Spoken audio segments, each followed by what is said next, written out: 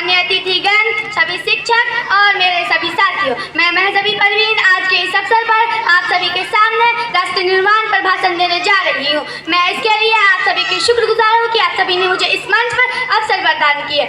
मरते हुए को जीवन दान दीजिए, ये मरते हुए को जीवन दान दीजिए, यही सच्ची देशभक्ति और यही सच्चा राष्ट्र प्रेम है। न सरकार मेरी है न रब मेरा है, न सरकार मेरी है न रब मेरा है, और ना ही ये बड़ा सा नाम मेरा है। बस इतनी सी बात की गुरूर है मुझे की, बस इतनी सी बात की गुरूर है मुझे की, मैं भारत की बेटी हूँ और ये भारत मेरा है, और ये भारत मेरा है। परंतु एक वैचारिक बीमारी हमारे समाज में मुझे नजर आती है। कहा जाता है कि हम दुनिया के सबसे बड़े लोकतंत्र में रहते हैं, जहाँ हिंदू पैदा होते हैं, मुस्लिम, सिख और ईसाई भी पैदा होते हैं, लेकिन सबसे बड़ी बदकिस्मती है कि अब इंसान पैदा नहीं होते। जरूरत है न मुस्लिम, सिख, ईसाई की जरूरत है, राष्ट्र निर्माण के लिए केवल अच्छे इंसान की जरूरत है, केवल अच्छे इंसान की जरूरत है।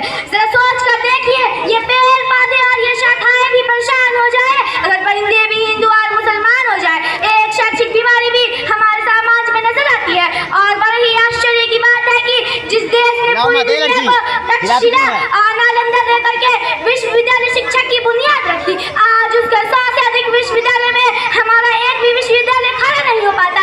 जहाँ एक और हमारे पास IIT और IIM और NIT जैसे शिक्षा स्थान है, वही दूसरी और इस देश के गरीबों को बेरोजगारी की जमात में खड़ा करने के लिए उनके हाथ में सर्व शिक्षा अभियान का झुनझुना पकड़ा दिया जाता है।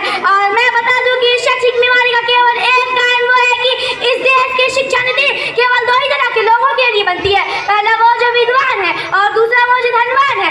इसी तरह की कई गजब की बीमारियां हैं, और इन बीमारियों का जो जड़ है न वो हमारा अंधविश्वास, और मेरे विचारों में जब तक इस देश का युवा अपनी सफलता के लिए मंदिरों में जा जाकर नारियल फोड़ कर भगवान को रिश्वत लगाता रहेगा, इस देश के शिक्षित वर्ग की बिल्ली के रास्ता काटने पर खड़े हो जाना, अपना धर्म अपनी जाति को ऊंचा मानकर दूसरे की धर्म की अवहेलना करता रहेगा, तब तक ना तो इस देश से अंधविश्वास खत्म होगा और ना ही हमारा राष्ट्र निर्माण संभव होगा। हमारी संस्कृति, हमारी सभ्यता को दुनिया ने शीश नवाजा है, तो क्यों आस्था के नाम पर अंधविश्वास फैलाया है। और मेरे विचारों में हमारा राष्ट्र निर्माण तब संभव होगा जब महिलाओं की इज्जत नहीं पूजा की जाएगी। हमारा राष्ट्र निर्माण तब संभव होगा जब हम जीत के दर से नहीं, सामाजिक शक्ति के अंतर में बात करेंगे। और हमारा राष्ट्र निर्माण तब संभव होगा जब स्वास्थ्य अभियान में केवल सरकार ही नहीं बल्कि सड़क पर चलने वाले हर नागरिक हाथ बटाएंगे, स्वच्छ भारत को दिल से अपनाएंगे। और असल मायने में हमारा राष्ट्र निर्माण तब संभव होगा जब एक गरीब बच्चे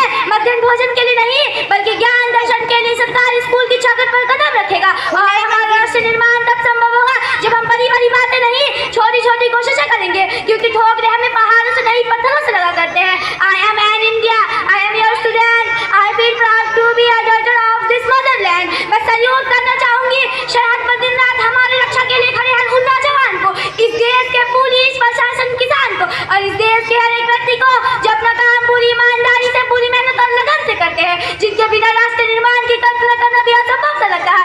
और आज इस मंच पर पूरी जिम्मेदारी के साथ मैं भारत की बेटी ये कहती हूँ कि हमारा राष्ट्र निर्माण तब संभव होगा जब हम सभी में आप हमसे मिलकर प्रयास करेंगे हमारे, क्योंकि हमारे देश की जिम्मेदारी नहीं है हमें आगे ले जाने की, अपने राष्ट्र को आगे ले जाने की, अपने वतन को आगे ले जाने की। तो अंत में मैं बस यही कहना चाहूंगी, मेरा भारत महान था, महान है और महान रहेगा। मेरा भारत महान था, महान है और महान रहेगा।